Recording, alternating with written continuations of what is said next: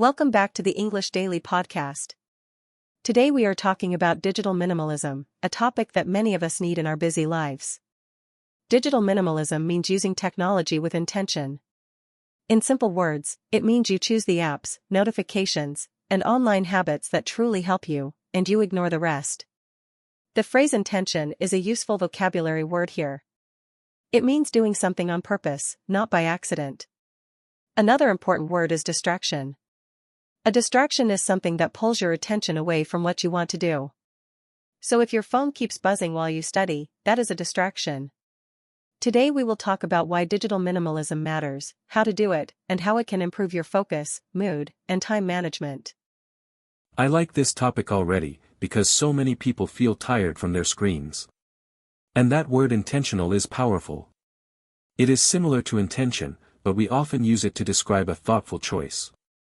For example, an intentional decision is one you make carefully. Digital minimalism is not about hating technology or deleting every app. It is about having control. A common mistake is to let technology control us. Many people check their phones the moment they wake up, then spend the whole day jumping from message to message. That can make the mind feel noisy. I also want to explain the word overwhelm. If you feel overwhelmed, you feel like there is too much to handle at once. Too many notifications can create overwhelm. So this episode is really about making life feel calmer and clearer. Exactly. And I think the first practical tip is to notice your habits. Before changing anything, observe your behavior for one day. Ask yourself, when do I reach for my phone? Which apps do I open automatically? Which notifications are actually useful? This is called awareness. Awareness means noticing what is happening around you and inside your own habits. Many people discover that they check social media when they are bored, nervous, or waiting for something. That does not mean they are lazy. It simply means the phone has become a habit loop. A habit loop is a pattern that repeats again and again.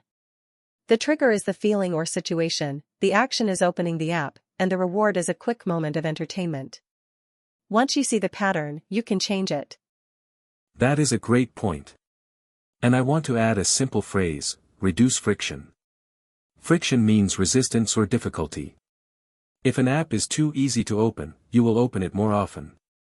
So you can add a little friction by removing the app from your home screen, logging out, or turning off notifications.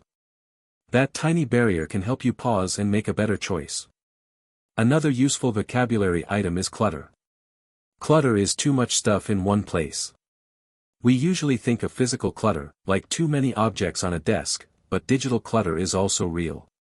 A messy inbox, a full photo library, or 20 open browser tabs can make your brain feel crowded. A clean digital space can feel surprisingly refreshing. Yes, and that leads to one of my favorite ideas, a digital reset. A reset is a fresh start. You can do a small reset by deleting apps you do not use, organizing your photos, or unsubscribing from emails you never read. Some people feel guilty when they unsubscribe, but you do not need to keep every message. Your attention is valuable. That is another important phrase, your attention is valuable. It means your time and focus have worth. Companies spend a lot of money trying to get your attention because attention leads to clicks, views, and sales. So digital minimalism is not just a personal habit. It is also a way to protect your mind from constant competition.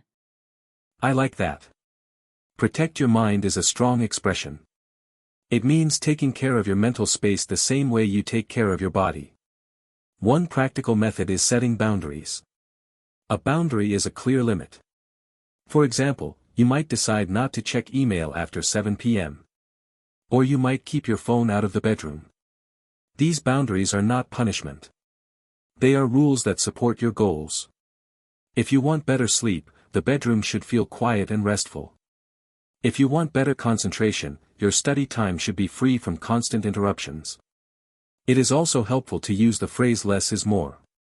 That means a smaller amount can actually be better than a larger amount. Fewer apps can create more peace.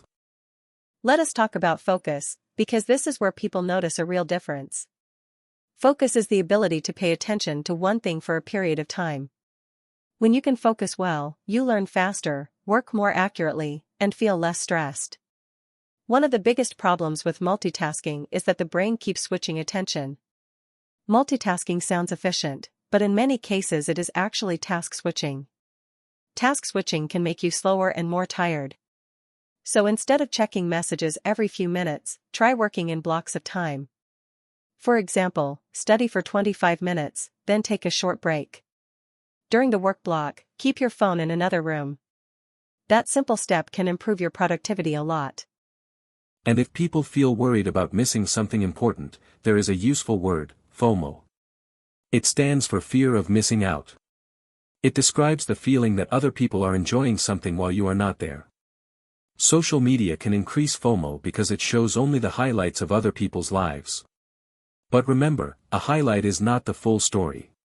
People post the best moments, not the boring or difficult ones. So if you compare your real life to someone else's online life, the comparison is unfair. A healthier question is, what do I want from my own life today? That question brings you back to your values. Values are the things that matter most to you, like family, learning, health, or creativity. That is such an important reminder. Digital minimalism works best when it supports your values. If you value creativity, maybe you want more time to write, draw, or make music instead of scrolling endlessly. If you value friendship, maybe you want fewer online interactions and more real conversations. This is not about being perfect. It is about being deliberate. Deliberate means careful and planned. A deliberate choice is one you make with thought.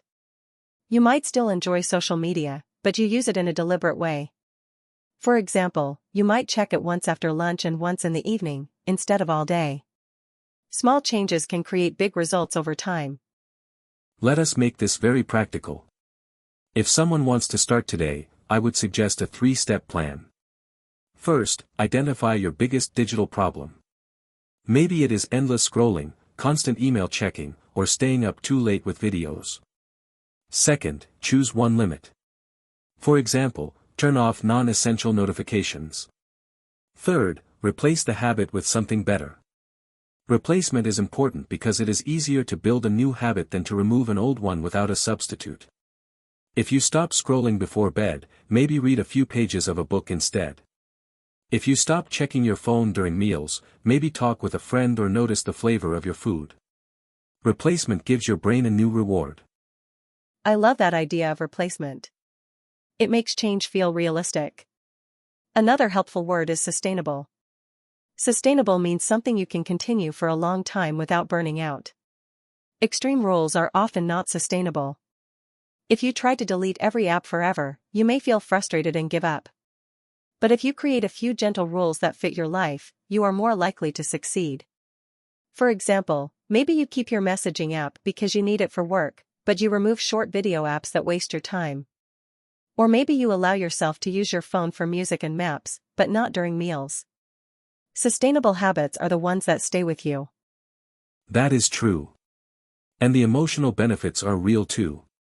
When people reduce digital overload, they often feel more present. Present means fully aware of the current moment. You listen better, notice details, and enjoy conversations more. This is one reason digital minimalism can improve relationships. If you are always half on your phone, the person in front of you may feel ignored. But if you put the phone away, you send a message of respect. That is a great communication skill. Good communication is not only about speaking clearly. It is also about giving someone your full attention, making eye contact, and responding thoughtfully. Before we wrap up, let us review a few key words from today. Intention means doing something on purpose. Distraction is something that pulls your focus away. Awareness is noticing your habits. Clutter means too much stuff, including digital clutter. Boundary is a clear limit. FOMO means fear of missing out. Deliberate means careful and planned. Sustainable means possible to continue long term. If you remember these words, you can talk about technology in a more natural and confident way. And you can also use them in daily life. For example, you can say, I need more boundaries with my phone, or I want a more deliberate routine. Great recap. So today we learned that digital minimalism is not about rejecting technology. It is about using technology with purpose. We talked about noticing habits, reducing friction, setting boundaries, improving focus, and choosing sustainable changes. We also looked at the emotional side, like FOMO, overwhelm, and the value of being present. If you want to start small, pick one app, one notification, or one time of day to change. Tiny steps can lead to a calmer mind and a better routine. Thanks for listening to the English Daily Podcast. If you enjoyed this episode, subscribe for more clear, practical English lessons, and join us next time for another conversation that helps you learn while you listen.